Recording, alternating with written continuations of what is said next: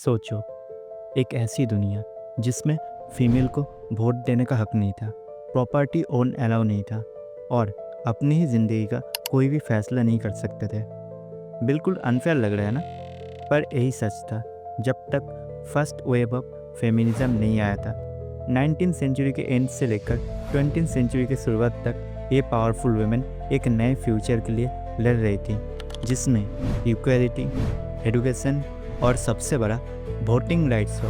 ये सिर्फ एक मूवमेंट नहीं था, ये एक रेवोल्यूशन था जो दुनिया को हमेशा के लिए बदलने वाला था। लेकिन अगर आज मैं आपको बोलूँ एक फेमिनिस्ट वुमेन को इमेजिन करने, तो फिर आप मैक्सिमम लोग प्रियंका चोपड़ा या फिर दीपिका पादुकोण को इमेजिन करोगे, जबकि हमें इमेजिन करना चाहिए हमारे देश की प्रेसिडेंट द्रौपदी मुर्मू को। लेकिन आई नो आप में से कोई भी इनको इमेजिन नहीं किए।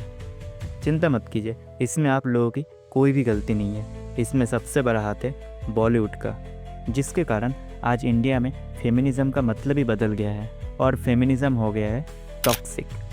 That it is, it's threatening to their territory when a woman does that, or if a woman is more successful, or if I don't understand why people feel feminism is like going pro females and anti men. That's not the definition. Women are also trash. All of these girls need to learn that the true meaning of empowerment is actually respecting men equally. My choice, and it's a very misogynistic way of saying that लड़की है ऐसे कपड़े नहीं पहनने चाहिए। Conversation. I don't think women can succeed without men, and I don't think men can succeed without women. I think we need to rephrase the definition of feminism.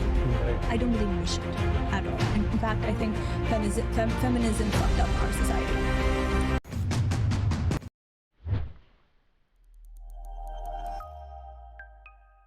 Hi, I am skipper. Welcome back to my channel.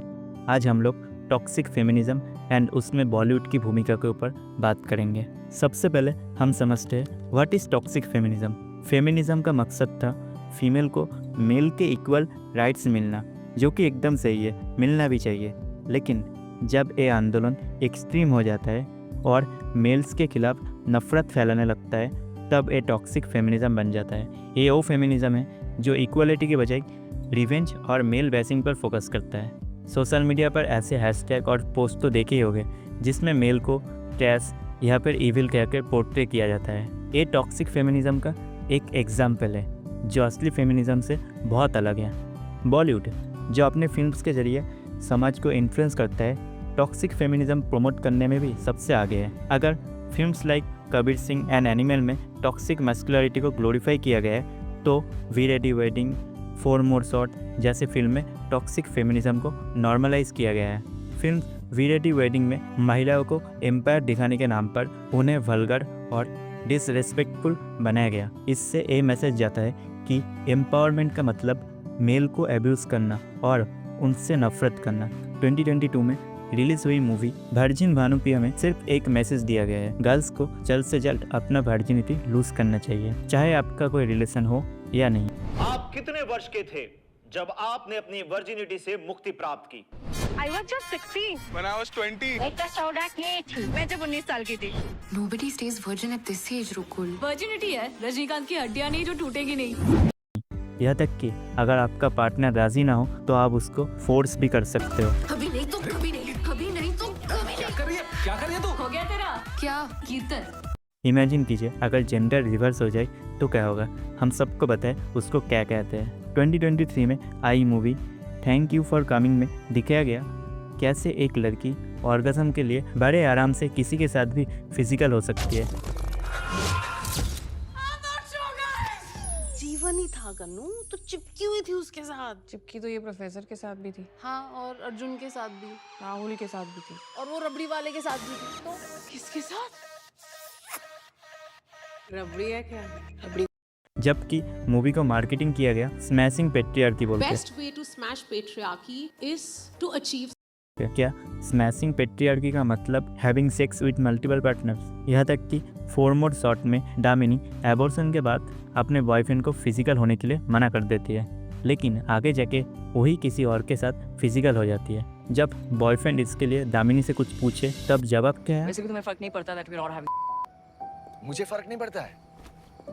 मतलब इनमें regret या फिर same नाम की कोई चीज़ ही नहीं है, इनमें सिर्फ एक चीज़ है, फेमिनिज्म। सिर्फ यही नहीं, 2016 में आई मूवी डियर जिंदगी, जिसमें SRK, आलिया भट्ट जैसे बड़े स्टार थे, उसमें आलिया का कैरेक्टर यानी कियारा को दिखाया गया कैसे उसके पार्टनर ने उसको चीट किया और उसके बाद उसका मेंटल हेल्थ ख़राब हो गया, जबकि चीट तो उसने भी सीट को किया था। मतलब फेमिनिज्म का मतलब लड़की भी चीटिंग कर सकती है, मल्टीपल पार्टनर के साथ सेक्स कर सकती है, ड्रिंक कर सकती है।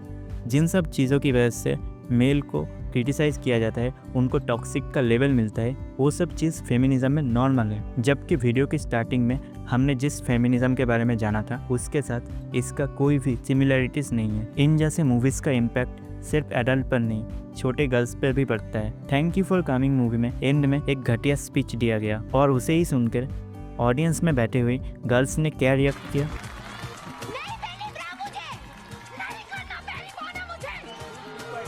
आप सोच सकते हो अगर कोई 14-15 साल की लड़की ये देखेगी तो उसके ऊपर क्या इम्पैक्ट पड़ेगा। मूवीज़ तो छोड़ो, इन लोगों ने एड्स को भी नहीं छोड़ा। इनमें सबसे बड़ा एग्जाम्पल है Deepika Padukone. My choice to marry or not to marry, to have sex before marriage, to have sex outside of marriage. मतलब sex outside of marriage is a choice, इसको ही चीटिंग नहीं कहते। हो सकता है चीटिंग का डेफिनेशन बदल गया होगा, कुछ लोगों को लगता है क्या फ़र्क पड़ता है, ये सब चीज़ सिर्फ फिल्मों में होता है, तो ऐसा नहीं है। सिनेमा सोसाइटी का मिरर है। ऐसे बहुत सारे एग्जाम्पल आप लोगों को मिल जाएगा जिसमें मूवीज़ से इंस्पायर होकर लोगों ने बहुत सारे क्राइम किया है। माना कि मूवीज़ में पॉजिटिव चीज़ें भी होती है, लेकिन नेगेटिव चीज़ें हमेशा सबसे ज़्यादा स्प्रेड होता है। ऐसे ही टॉक्सिक फेमिनिज्म के कारण रियल फेमिनिस्ट जो सिर्फ इक्वालिटी चाहते हैं, रिवेंज नहीं, उन्हें भी क्रिटिसाइज किया जाता है। फेमिनिज्म का मकसद था इक्वल राइट्स मिलना, ऐसा नहीं कि मेल अगर टॉपलेस घूम सकते हैं तो फिर फीमेल की नहीं, क्योंकि बायोलॉजिकली मेल और फीमेल अलग है, हमें ये मानना होगा। डियर गर्ल्स, अपने फेमिनिस्ट आइडल को ठीक से चूज़ करना। एक्ट्रेस को छोड़कर भी देश में बहुत सारे एग्जाम्पल है जो रियलिटी में फेमिनिस्ट है, सिर्फ कैमरे के पीछे नहीं। वीडियो को यहाँ तक देखने के लिए धन्यवाद। वीडियो अगर अच्छा लगे तो do like, comment and subscribe. हम मिलेंगे बहुत ही जल्दी, तब तक के लिए बाय।